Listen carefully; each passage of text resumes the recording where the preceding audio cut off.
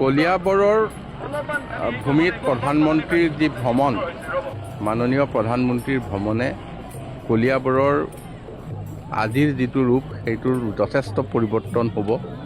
কলিয়াবৰৰ প্ৰায় 34 কিলোমিটাৰ তকৈও অধিক এখন এলিভেটেড কৰিডৰ যিখন কলিয়াবৰৰ জখলাবন্ধাৰ ওচৰৰ পৰা আৰম্ভ হ'ব আৰু গোটেইখিনি জেগাই 4 লেন যুগৰ ৰাস্তাৰে নুমলীগড়লৈকে সংযুক্ত হ'ব।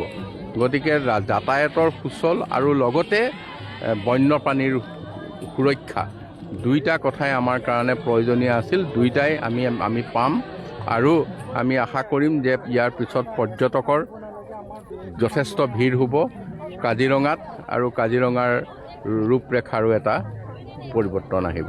কলিয়াবৰলৈ 40 বছৰৰ পিছত এজন দেশৰ প্ৰধানমন্ত্ৰী আহিছে। 1985 চনত আমাৰ কলিয়াবৰুৱা দলং উদ্বোধন কৰিবলৈ দেশৰ প্ৰধানমন্ত্ৰী তেতিয়া ৰাজীৱ গান্ধী ডাঙৰীয়া আহিছিল।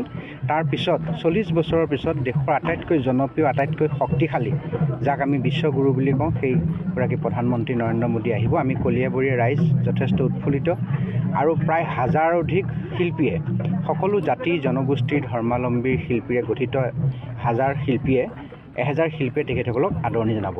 প্ৰধানমন্ত্ৰী মহোদয় হেলিপেডত নমাৰ পিছৰ পৰা তেখেতে মূল মণ্ডপলৈ যোৱা এই গোটেই দুয়োকাষৰ পথৰ দুয়োকাষে আমাৰ শিল্পীসকলে তেখেতসকলৰ লোকনৃত্য পৰিৱেশন কৰিব, য'ত সত্ৰীয়া, য'ত তিৱা, আমাৰ চাহ জনগোষ্ঠীৰ ঝুমুৰ, বড়োৰ বাগুৰুম্বা, নেপালী লোককৃষ্টি, কাৰ্বি লোককৃষ্টি, আমাৰ কোচ ৰাজবংশী, বিহু, এনেকৈ ধৰি প্ৰায় 9টা জনগোষ্ঠীৰ বিভিন্ন কৃষ্টি সংস্কৃতি প্ৰদৰ্শন কৰা হ'ব। আৰু মই ভাবোঁ